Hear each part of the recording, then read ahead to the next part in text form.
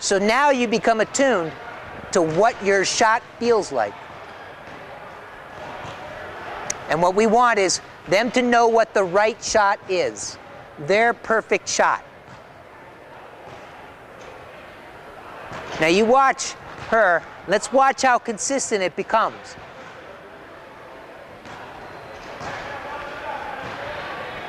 Really, really close to the same shot every time. Now her shot's going to be different than, say, Jen Ruddle's shot, or Trooper Johnson's shot, or Will Waller's shot. But for her, what counts is that it's the same shot for her every time. Her self-awareness of what her same shot is every time. From here, you can open your eyes, Steph. We'll bring the athlete onto the court. A lot of times we won't start at the free throw line. We'll start forward, but we're going to have Steph stay here today just so that we don't juggle our camera shots around. I'm going to have her take 2 shots, just like she did, without the ball. Then I'm going to hand her the ball. What I'm trying to do now is get those 2 shots and the shot with the ball to be exactly identical. A lot of times handing the ball to the athlete and the distraction of making a bucket becomes a distraction. It messes up their mechanics. We're trying to turn her focus back to her body. Take 2 shots.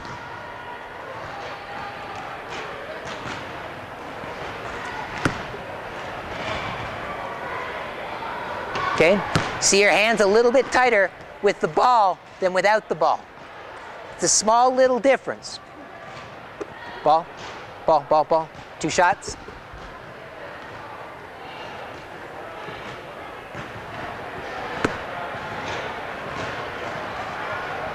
Okay, a little bit softer that time. Okay. Okay, 2 shots.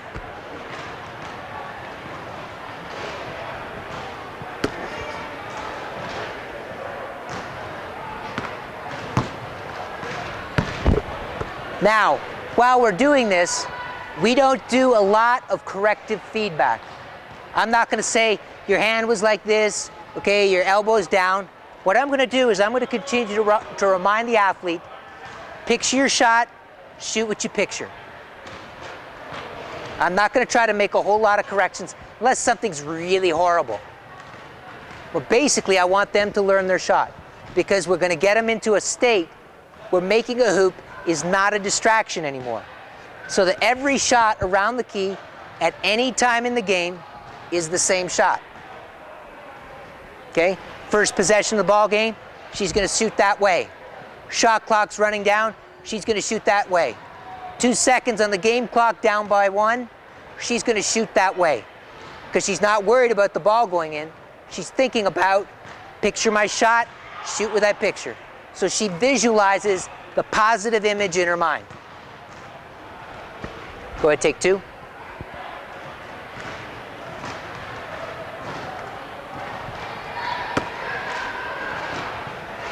There we go. So you can begin as a coach. When I'm watching Steph, I can watch her shot, and probably 99% of the time, from looking at her shot alone, I could tell if it's going in. I don't have to look at the basket. And do you know what? That's what great shooters do. They know the ball's going in before it goes in because they know their body.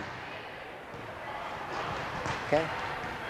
So, anything to add, Steph? Okay. Does anybody have any questions about that? Doug?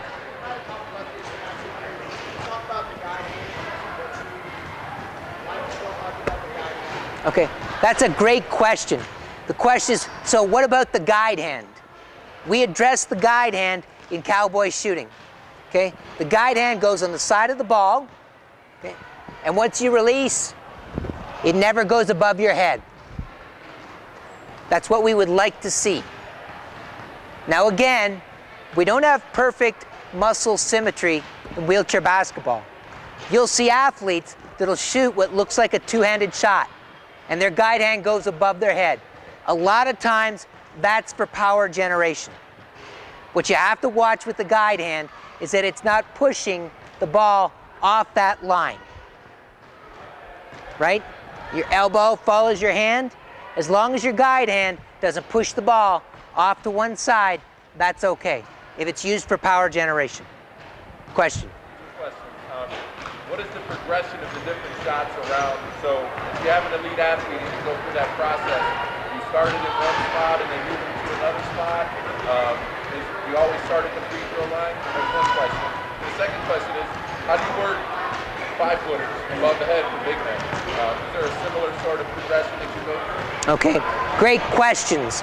Okay, first question, how do we progress our shooters? Within our athlete development, you take a look at your young kids or your beginning athletes that are shooting cowboy shooting. We don't want the distance from the basket to be a distraction.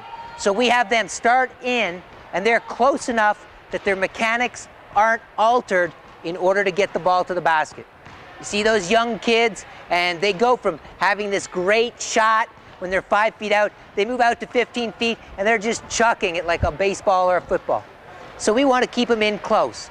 We don't move them out until they establish consistency with their mechanics and get strong enough. The other thing we do, when we first move an athlete outside of the key, we move them to what we begin to call their foundation spot. We want them to pick a spot on the court outside the key that is their most comfortable spot. We want them to get a lot of volume in there, establish those balance, eye, elbow, follow-through mechanics from outside, get lots of volume in, get really comfortable from that one spot, and then we begin to move them and let them pick a second spot. We want that foundation spot because on those days when you're doing horribly, when you can't hit anything from anywhere, you go to that spot. That's a great starting point. Okay? From there, the next progression after volume is getting game-like shooting. Now we're going to do things like Doug Garner talked about in a previous clinic. Okay, we want to make things game-like. We want to get a hand in the face of the shooter. We want shooters to have to shot fake. We want them to have to shot fake, take a dribble, and reset. We want them to have to do a cut, catch, and shoot off a pass. So we begin to do things in a game-like progression. After that, we go to your second question. We make things position-specific. So for a post player, then we're going to take them and we're going to begin to shoot from above their head. A lot of the mechanics are the same, but you don't have to worry about power generation. We take some of that power away because they don't need it. We may have the guards work off of screen reads, so they understand where they've got to look to read a defender, how they reset behind a screen. So we begin to make things position specific.